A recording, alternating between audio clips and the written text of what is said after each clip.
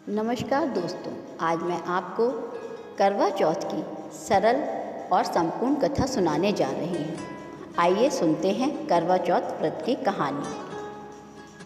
बहुत समय पहले की बात है। एक साहूकार के 7 बेटे और उनकी एक बहन करवा थी। सभी सातों भाई अपनी बहन से बहुत प्यार करते थे, यहाँ तक कि पहले उसे खाना खिलाते और बाद में स्वयं खाते। एक बार उनकी बहन ससुराल से मायके आई हुई थी। शाम को भाई जब अपना व्यवसाय बंद कर घर आए तो देखा उनकी बहन बहुत व्याकुल थी। सभी भाई खाना खाने बैठे और अपनी बहन से भी खाने का आग्रह करने लगे, लेकिन बहन ने बताया कि आज उसका करवा चौथ का निर्जला व्रत है और वह खाना सिर्फ चंद्रमा को देखकर उसे अर्घ्य देकर ही खा सकती है, क्योंकि चंद्रमा अभी तक नहीं निकला था। इसीलिए वह भूख प्यास से व्याकुल हो उठी थी। सबसे छोटे भाई को अपनी बहन की हालत देखी नहीं जा रही थी और वह दूर पीपल के पेड़ पर एक दीपक जलाकर चलनी की ओट में रख देता है।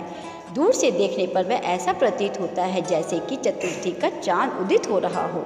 इसके बाद भाई अपनी बहन को बताता है कि चांद निकल आया है, तुम उसे अर्घ्य देने के बाद भोजन कर सकती हो।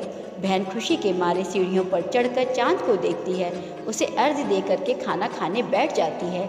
वह पहला टुकड़ा मुंह में डालती है तो उसे छींक आ जाती है, दूसरा टुकड़ा डालती है तो उसमें बाल निकल आता है और जैसे ही तीसरा टुकड़ा मुंह में डालने की कोशिश करती है तो उसके पति की मृत्यु का समाचार उसे मिलता है। वह बौखला जाती है। उसकी भाभी उसे सच्चाई से अवगत कराती है कि उसके साथ ऐसा क्यों हुआ। करवा चौथ का व्रत गलत तरीके से टूटने के कारण देवता उससे नाराज हो गए और उन्होंने ऐसा किया है।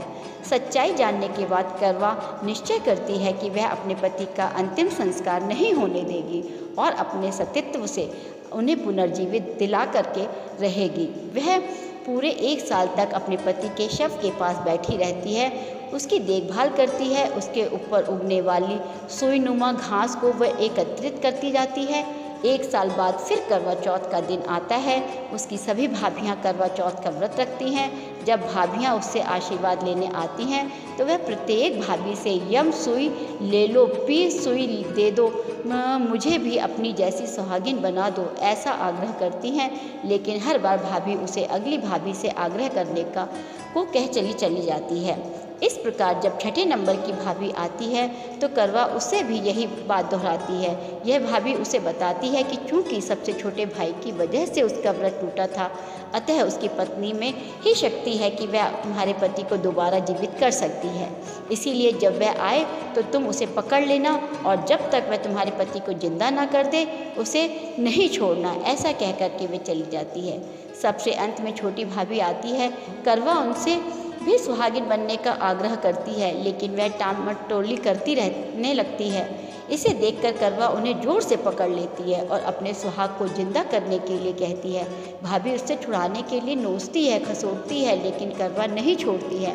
अंत में उसकी तपस्या को देख भाभी पसीज जाती है और अपनी छोटी अंगुली को चीरकर उसमें से अमृत उसके पति के मुंह में डाल देती है। करवा का पति तुरंत श्री गणेश कहता हुआ उठ बैठता है। इस प्रकार प्रभु कृपा से उसकी छोटी भाभी के माध्यम से करवा को अपना सुहाग वापस मिल जाता है। हे श्री गणेश माँ गौरी, जिस प्रकार करवा को चिर सुहागन का वरदान आपसे मिला है, वैसा ही सब सुहागिनों को मिले। राधे राधे। जय श्री कृष्ण।